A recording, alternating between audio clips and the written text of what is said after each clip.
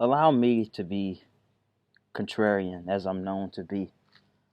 And I want to talk about why it doesn't really make much sense to remove um, racist representation.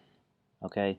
Why it doesn't really make sense to remove the Confederate flag, racist statues of people who held slaves, anything like that. Now, why would I say something like that? As a black man, you see that I'm black. Why would I say something like that?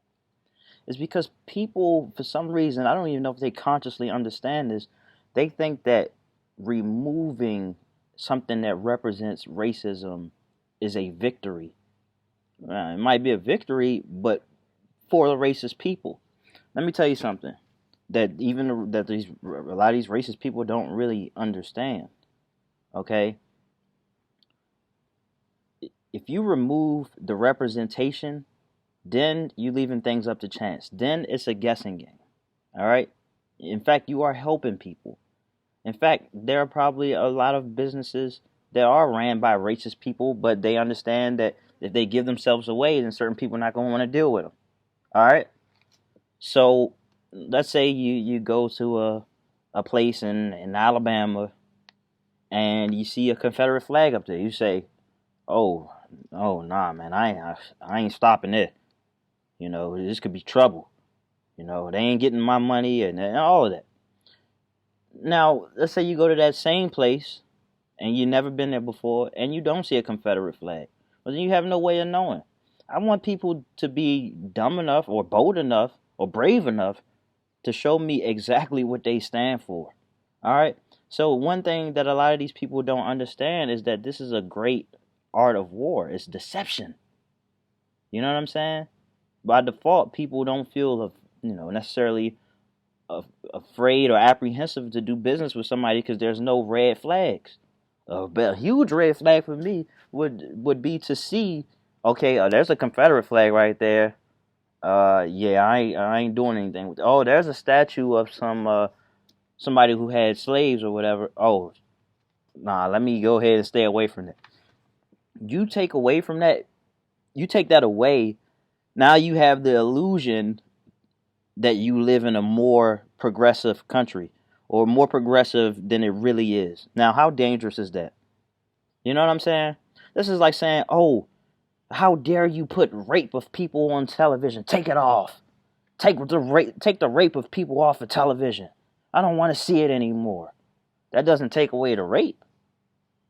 All right? That doesn't take it. It's still going to happen.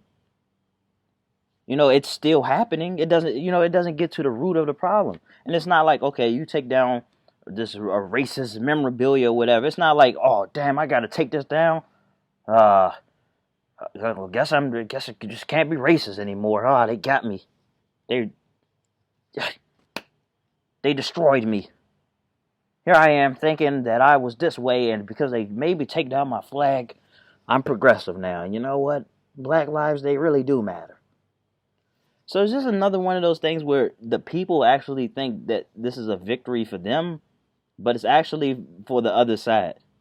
You know what I'm saying? Almost like it really reminds me of like when Donald Sterling was forced to sell the L.A. Clippers. He's racist. He said a racist thing. Get out of here, you racist. We don't like that. And then you know what happened? He sold the L.A. Clippers at a record price, $2.1 billion.